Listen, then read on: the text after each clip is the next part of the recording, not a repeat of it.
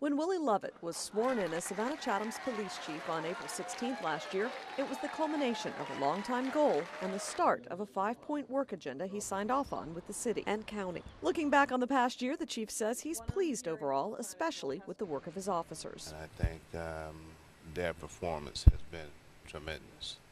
And I also have to add to that, I think the reception from the citizens of Chatham County has also been wonderful, and the assistance that they've given us. I don't think I could have asked for much more. And it shows in the numbers, with crime across the city continuing a downward trend. But the chief isn't entirely happy. There's always room for improvement, regardless of what it is. And I would have to say, even in this department as we speak, there's also a lot of room for improvement. Building of a strong command staff is one area of concern. He says he's made a lot of changes and that more are in store, moving staff around to grow and build experience throughout the department. But it hasn't all been smooth sailing. Some people are in positions for so long that they think they own that position and they shouldn't have to work anyplace else. Well, that's not true.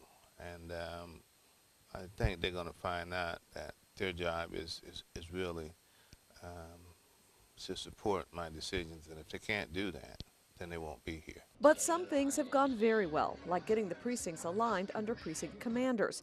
Chief Lovett says it's helped, particularly with community engagement. Everybody seems to be dedicated to the effort of helping clean up neighborhoods, getting to know the people. Everything that we talk about in terms of, involving the community seems to be working. Civilianizing the force is a high point of the past year as well, hiring civilians for administrative support jobs to allow officers to get back to policing. He says that effort has been completed.